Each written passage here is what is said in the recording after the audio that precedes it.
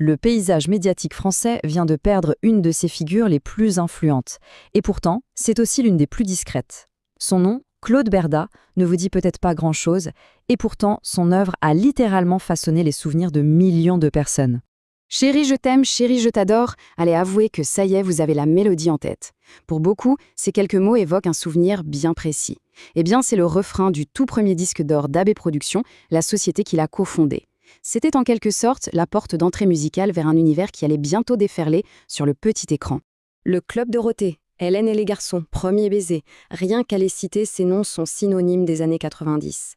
Ils nous ramènent à ces après-midi passés devant la télé, à toute une culture populaire qui a marqué, et oui, toute une génération. Mais la question, c'est qui se cachait derrière ces succès phénoménaux? Qui tirait les ficelles? Eh bien, c'était un homme, un entrepreneur visionnaire qui a bâti cet empire médiatique presque en secret. Son nom, Claude Berda. Et son histoire, vous allez voir, est assez fascinante. Alors plongeons un peu dans le parcours de cet homme.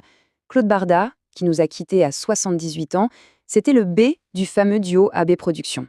Un homme d'affaires redoutable qui, toute sa vie, a préféré l'ombre à la lumière. Pour bien comprendre son impact, il faut remonter au tout début. Parce qu'avant de devenir le roi des sitcoms, Berda et son associé naviguaient dans le monde de la musique. Et déjà, avec un flair pour les affaires, disons, pour le moins éclectique. Tout commence vraiment en 1977, lors de sa rencontre avec Jean-Luc Azoulay. Ensemble, ils fondent AB Productions. C'est simple, Azoulay, c'est le A, le créatif. Berda, lui, c'est le B, le stratège, le businessman. Un duo qui se complétait à la perfection. Leurs débuts sont assez surprenants. Bon, ils décrochent un disque d'or avec une chanson populaire, Mustapha, mais ils ne s'arrêtent pas là.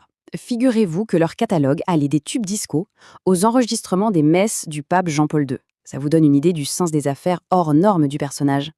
Après la musique, le duo se tourne logiquement vers le média qui explose à l'époque, la télévision. Et c'est là qu'ils vont bâtir un véritable empire et, de fait, redéfinir le divertissement pour toute la jeunesse. Le moment clé, le point de bascule, c'est bien sûr le lancement du Club Dorothée sur TF1. Et là, le succès est immédiat, c'est colossal, c'est du jamais vu. Il capte l'attention de millions d'enfants et d'ados chaque semaine. C'est un véritable phénomène de société. Mais attention, le Club Dorothée n'était que le début. Très vite, il lance ce qu'on peut appeler une véritable usine à sitcom. La recette du succès, des histoires simples, des personnages auxquels les ados pouvaient s'identifier et un rythme de production absolument effréné qui a écrasé les audiences pendant des années. C'était une machine inarrêtable.